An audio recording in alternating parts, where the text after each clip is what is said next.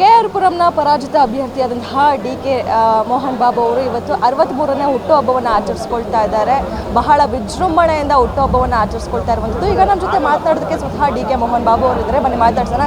Sir, ಇವತ್ತು 63ನೇ ಹುಟ್ಟುಹಬ್ಬವನ್ನು ಆಚರಿಸ್ಕೊಳ್ತಾ ಇದ್ದೀರಾ. ಇಷ್ಟೊಂದು ಜನ ಬೆಂಬಲಿಗರನ್ನು ನೋಡಿದ್ರೆ ನಮಗೂ ಕೂಡ ಬಹಳ ಖುಷಿಯಾಗುತ್ತೆ. ನೀವೇನು ಹೇಳ್ತೀರಾ?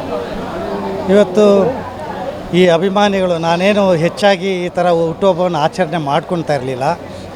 ಆದರೆ ಕಳೆದ ಚುನಾವಣೆಗಳು ನಾನು ಕಂಟೆಸ್ಟ್ ಆದ ನಂತರ ಸಾಕಷ್ಟು ಜನ ಮುಖಂಡರುಗಳು, ನಮ್ಮ ಬೆಂಬಲಿಗರು, ನಮ್ಮ ಕಾರ್ಯಕರ್ತರು, ಅಭಿಮಾನಿಗಳು, ನಮ್ಮ ಸ್ನೇಹಿತರುಗಳು ಇವರೆಲ್ಲ ಸೇರಿ, ಇಲ್ಲ ನೀವು ಹುಟ್ಟುಹಬ್ಬವನ್ನು ಚೆನ್ನಾಗಿ ಆಚರಣೆ ಮಾಡ್ಕೊಳ್ಬೇಕು, ಆ ಆಚರಣೆ ದಿವಸ ನಾವು ಸಾಮಾಜಿಕ ಸೇವೆಯನ್ನು ಕೂಡ ಮಾಡಬೇಕು, ಆಗ ಜನರಿಗೆ ಏನೋ ಒಂದು ಸಂದೇಶ ತಲುಪೋದಕ್ಕೆ ಸಾಧ್ಯ ಆಗ್ತದೆ, ಹಾಗೆಯೇ ಅನುಕೂಲ ಕೂಡ ಮಾಡೋದಕ್ಕೆ ಸಾಧ್ಯ ಆಗ್ತದೆ ಅಂತೇಳಿ ಇವತ್ತಿನ ದಿವಸ ಇಷ್ಟು ಮುಖಂಡರುಗಳು, ಇಷ್ಟು ಅಭಿಮಾನಿಗಳು ಸೇರಿ ಅವರೇ ಇಂಥ ಒಂದು ವೇದಿಕೆಯನ್ನು ಸೃಷ್ಟಿಯನ್ನು ಮಾಡಿ ಇವತ್ತು ಅವರ ಒಂದು ಅಭಿಮಾನವನ್ನು ತೋರಿಸ್ತಾ ಇದ್ದಾರೆ, ಅವರ ಪ್ರೀತಿಯನ್ನು ತೋರಿಸ್ತಾ ಇದ್ದಾರೆ.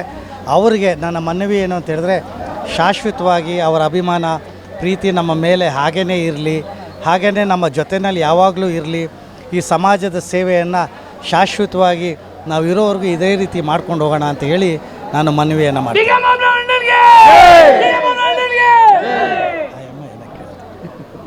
ಸರ್, ಅದೇ ರೀತಿಯಾಗಿ ನಿಮ್ಮ ಹುಟ್ಟುಹಬ್ಬ ಬರೀ ಸಂಭ್ರಮಾಚರಣೆಗೆ ಮಾತ್ರ ಸೀಮಿತವಾಗಿಲ್ಲ, ಉಚಿತ ಆರೋಗ್ಯ ಶಿಬಿರ ಕೂಡ ಆಯೋಜಿಸಿದ್ರೆ, ಸಾಕಷ್ಟು ಕೊಡುಗೆಗಳನ್ನ ಕೂಡ ಈ ಒಂದು ಕ್ಷೇತ್ರಕ್ಕೆ ನೀವು ನೀಡಿರುವಂಥದ್ದು. ಇದ್ರ ಬಗ್ಗೆ ಏನು ಹೇಳ್ತೀರಾ?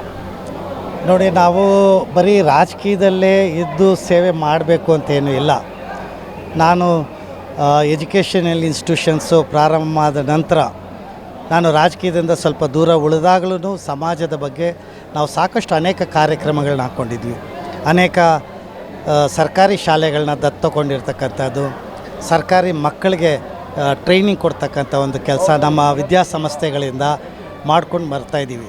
ಹಾಗಾಗಿ ಸಮಾಜ ಸೇವೆ ಶಾಶ್ವತವಾಗಿ ನಿರಂತರವಾಗಿ ಇರಬೇಕು.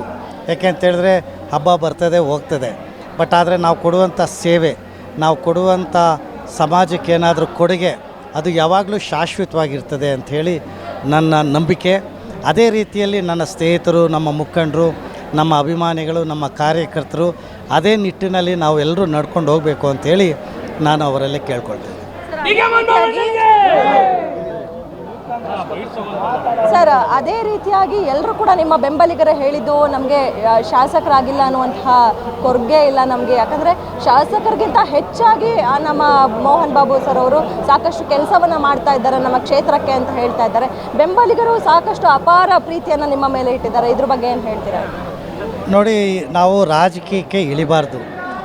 ರಾಜಕೀಯಕ್ಕೆ ಇಳಿದ್ರೆ ನಾವು ನಿರಂತರವಾಗಿ ಸಮಾಜ ಸೇವೆಯನ್ನು, ನಿರಂತರವಾಗಿ ಜನರ ಸಂಪರ್ಕವನ್ನು, ಅವರ ಕಷ್ಟ ಸುಖಗಳನ್ನ ನಾವು ಅರ್ಥಕೊಳ್ಬೇಕು, ಅದಕ್ಕೆ ಪರಿಹಾರನ ಕೊಡಬೇಕು.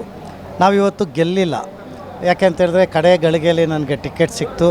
ಆದರೂ ಕಡೆ ಗಳಿಗೆಯಲ್ಲಿ ಟಿಕೆಟ್ ಸಿಕ್ಕಿದ್ರೂ ಸಹಿತ ಸಾಕಷ್ಟು ಜನ ನನಗೆ ಬೆಂಬಲವನ್ನು ಸೂಚಿಸಿದ್ದಾರೆ. ಅವರ ಒಂದು ಬೆಂಬಲ 1,16,000 ಜನ ನನಗೆ ಮತವನ್ನು ಕೊಟ್ಟಿದ್ದಾರೆ. ಸೊ ಅವರ ಜೊತೆಯಲ್ಲಿ ನಾನು ನಿಲ್ಲಬೇಕಾಗಿರ್ತಕ್ಕಂಥದ್ದು ನನ್ನ ಆದ್ಯ ಕರ್ತವ್ಯ. ಹಾಗಾಗಿ ಇವತ್ತು ಬೆಳಗ್ಗೆಯಿಂದ ನಾವು 9 ಗಂಟೆಗೆ ನಮ್ಮ ಆಫೀಸ್ ಓಪನ್ ಆದರೆ ಸಾಯಂಕಾಲದವರೆಗೂ ನಮ್ಮ ಆಫೀಸ್ ಇರ್ತದೆ. ನಾನು 2.5 ಅವರು 9 ಗಂಟೆಯಿಂದ 11:30ವರೆಗೂ ಆಫೀಸಲ್ಲಿ ಕೂತ್ಕೊಳ್ತೀನಿ. ಟೈಪಿಸ್ಟ್ಗಳು ಇಟ್ಟಿದ್ದೀನಿ, ನಮ್ಮ ಸಪೋರ್ಟಿಂಗ್ ಸ್ಟಾಫ್ ಇಟ್ಟಿದ್ದೀವಿ.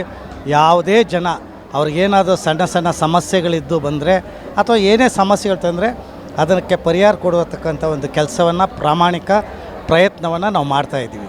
ಹಾಗಾಗಿ ನಮಗೆ ಜನರಿಗೆ ಬೇಕಾಗಿರ್ತಕ್ಕಂಥದ್ದು, ಇವತ್ತು ನಮ್ಮ ಕ್ಷೇತ್ರದಲ್ಲಿ 5.5 ಲಕ್ಷ ಜನ ಮತದಾರರಿದ್ದಾರೆ. ಅಂಥ ಒಂದು ಸಂದರ್ಭದಲ್ಲಿ ಇವತ್ತೊಂದು ದಿವಸ ಏನು ಸಮಾಜಕ್ಕೆ ನಿಜವಾಗ್ಲೂ ಬೇಕಾಗಿದೆ, ಬಡವ್ರ ಜೊತೆಯಲ್ಲಿ ಯಾರು ನಿಲ್ಲಬೇಕಾಗಿದೆ, ಅದು ನಿಲ್ಲೋದಕ್ಕೆ ಸಾಧ್ಯ ಆಗ್ತಾಯಿಲ್ಲ. ಹಾಗಾಗಿ ಬಡವರಿಗೆ ಭಾಳಷ್ಟು ತೊಂದರೆಗಳಾಗ್ತಾಯಿದೆ, ಸಾರ್ವಜನಿಕರಿಗೂ ತೊಂದರೆ ಆಗ್ತಾಯಿದೆ.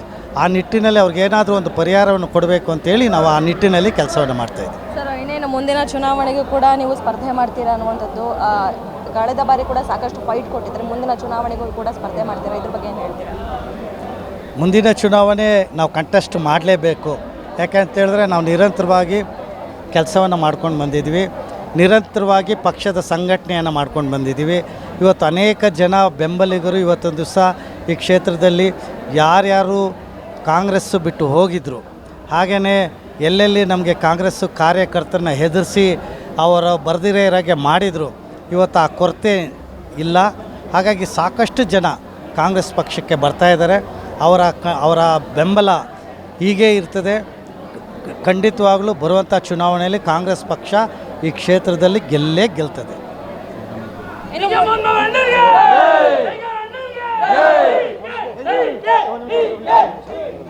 ಹಾಗೆಯೇ ಇನ್ನೊಂದು ಕಂಟಿನ್ಯೂ ಹಾಗೆ ಇವತ್ತೊಂದು ದಿವಸ ನಮ್ಮ ಪಕ್ಷ, ನಮ್ಮ ಸರ್ಕಾರ, ಸಿದ್ದರಾಮಯ್ಯನವರು, ಡಿ ಕೆ ಶಿವಕುಮಾರ್ ಅವರ ಒಂದು ನೇತೃತ್ವದಲ್ಲಿ ಅನೇಕ ಸಾಮಾಜಿಕ ಕಾರ್ಯಕ್ರಮಗಳನ್ನ ಜನರಿಗೋಸ್ಕರ ಕೊಟ್ಟಿದ್ದಾರೆ. ಅದನ್ನು ತಲುಪಿಸುವಂಥ ಕೆಲಸಗಳನ್ನ, ಗ್ಯಾರಂಟಿ ಕೆಲಸಗಳನ್ನೂ ಕೂಡ ಇವತ್ತೊಂದು ದಿವಸ ನಾವು ಮಾಡ್ತಾಯಿದ್ದೀವಿ. ಹಾಗಾಗಿ ಇವತ್ತು ನಮ್ಮ ಸರ್ಕಾರ ಒಳ್ಳೆಯ ನಿಟ್ಟಿನಲ್ಲಿ ಕೆಲಸ ಮಾಡ್ತಾ ಇರೋದ್ರಿಂದ ಕಾಂಗ್ರೆಸ್ ಪಕ್ಷಕ್ಕೆ ಹೆಚ್ಚು ಬೆಂಬಲ ಎಲ್ಲ ಭಾಗದಲ್ಲೂ, ಎಲ್ಲ ಕ್ಷೇತ್ರದಲ್ಲೂ ಸಿಗ್ತಾ ಇದೆ ಅನ್ನುವಂಥದ್ದು. ಹಾಗಾಗಿ ಖಂಡಿತವಾಗ್ಲೂ ಕಾಂಗ್ರೆಸ್ ಪಕ್ಷ ಗೆಲ್ತದೆ. ಇನ್ನು ಮುಂದಿನ ಚುನಾವಣೆಗೆ ನಾನು ಸ್ಪರ್ಧೆ ಮಾಡಲೇಬೇಕು, ಮಾಡ್ತೀನಿ ಅಂತ ಕೂಡ ಡಿ ಕೆ ಮೋಹನ್ ಬಾಬು ಅವರು ಹೇಳ್ತಾ ಇದ್ದಾರೆ. 63ನೇ ಹುಟ್ಟುಹಬ್ಬದ ಶುಭಾರಂಭದಲ್ಲಿ ಈಗ ಡಿ ಕೆ ಮೋಹನ್ ಬಾಬು ಅವರು ಇರುವಂಥದ್ದು. ಸಾಕಷ್ಟು ಬೆಂಬಲಿಗರ ಅಪಾರ ಪ್ರೀತಿ ಕೂಡ ಸಿಗ್ತಾ ಇದೆ. ಇದೇ ರೀತಿಯಾಗಿ ಮುಂದಿನ ದಿನಗಳಲ್ಲೂ ಕೂಡ ಡಿ ಕೆ ಮೋಹನ್ ಬಾಬು ಅವರಿಗೆ ಇದೇ ರೀತಿಯಾದಂತಹ ಪ್ರೀತಿ ಸಿಗಲಿ ಅಂತ ಕೂಡ ಗ್ಯಾರಂಟಿ ನ್ಯೂಸ್ ಆಶಯಿಸಿದೆ ಅಂತ ಹೇಳ್ತಾ ಕ್ಯಾಮರಾ ಪರ್ಸನ್ ಶಿವ್ ಜೊತೆ ಕವನ Shivanna, guarantee news, Bengaluru. Guarantee news, ಸುದ್ದಿ ಖಚಿತ, ನ್ಯಾಯ ನಿಶ್ಚಿತ.